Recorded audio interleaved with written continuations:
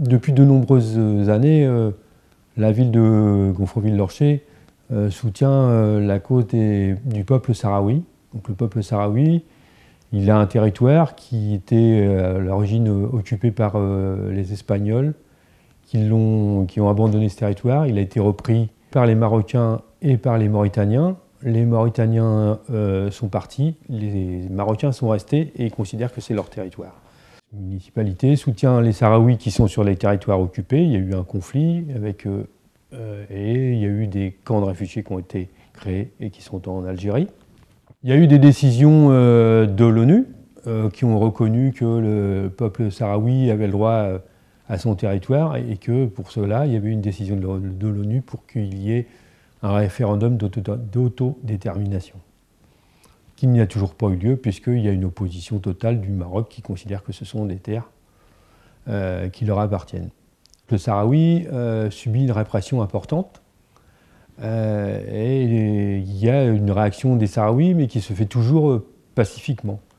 Et donc un des derniers événements, c'est que les Sahraouis ont décidé d'organiser un grand camp de réfugiés à Glenimzit en 2010, ce que n'ont pas apprécié les autorités marocaines, et ils ont fait évacuer ce camp. Ils l'ont évacué militairement. Et à la suite de ça, il y a eu l'arrestation de nombreux militants sahraouis. Alors, on reproche à ces 24 inculpés d'avoir organisé la rébellion et l'attaque des forces armées marocaines autour de ce camp. Dans ce camp, selon les autorités marocaines, il y aura eu 10 militaires. Il y a eu 10 militaires marocains qui auraient été tués par les Sahraouis. Ce que contestent les Sahraouis, puisque ce camp regroupait 20 000 personnes, donc des familles, femmes, enfants, et qui était un camp civil. Donc ces 24 militants pacifistes, mais qui se réclament de la cause sahraoui, sont devant un tribunal militaire. Donc j'ai participé à la première réunion de cette audience du tribunal. Ce qu'on a vu, c'est que cette audience était faite pour que ça fasse bien dans le tableau, quoi. Tout le monde était gentil, que ce soit envers nous en tant qu'observateurs, puisqu'il y avait 40 observateurs de différentes nations. Il y avait des ambassades qui avaient envoyé des observateurs, et donc il y avait des avocats de différents pays pour assister à cette audience. Mais dans le même temps, il y a eu des choses d'organisées. On a vu un petit rassemblement de, soi-disant, des familles, des militaires, de faux Sahraouis, puisqu'ils ont été reconnus comme ça.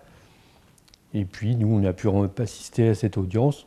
C'était plus une mise en état de savoir qui témoignait, etc. Ce qui m'a énormément choqué, mais dans le bon sens, c'est que j'ai vu des militants qui étaient convaincus de leur bon droit, qui sont rentrés dans le tribunal en chantant l'hymne sahraoui, qui étaient très déterminés, qu'ils pensent, et à juste titre, que leur cause est juste. Et donc qu'on continue pendant tout le procès, à défendre la cause sahraoui et de demander le respect des décisions de l'ONU sur le référendum d'autodétermination. Donc j'ai participé à la demande de la mairie de Gonfreville à une des dernières audiences en tant qu'observateur de ce procès. C'est sous un tribunal militaire.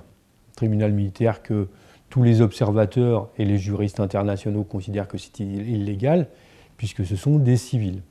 L'audience du tribunal a dû se terminer vendredi 15 février, mais on n'a pas les dernières nouvelles de la dernière journée. On a eu des informations sur le reste de la semaine, où ce qui s'est passé, c'est que la défense a cité un certain nombre de témoins, que le procureur a refusé. Il a refusé de prendre comme témoins les militaires, le ministère de l'Intérieur, etc.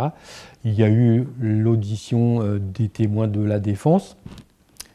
Il y a eu une tentative d'audition de témoins à charge, mais qui est tombée vite fait à l'eau, puisque le premier qui est intervenu étaient incapables de répondre correctement aux questions, donc ils ont abandonné ces témoignages. Donc on ne sait pas, à l'heure d'aujourd'hui, samedi 16, où est-ce qu'en est l'audience.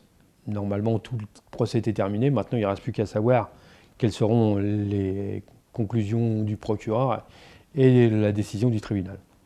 Alors, les inculpés risquent beaucoup, puisque selon la procédure du tribunal militaire, qui pour nous, je le rappelle, est totalement illégale, peuvent risquer entre 5 et 20 ans de prison et pouvant aller jusqu'à la peine de mort, puisqu'il est considéré que les Sahraouis sont les instigateurs des actions qu'il y a eu et ils seraient responsables de la mort de 10 militaires marocains. Depuis le tournage de cette interview, le verdict du tribunal a été rendu à 3 heures dans la nuit du 16 au 17 février. Les militants sahraouis ont été lourdement condamnés, 9 à perpétuité, 4 à 30 ans de prison, 3 à 20 ans, 7 à 5 ans. 2 sont libérés, ils ont déjà fait 2 ans de prison.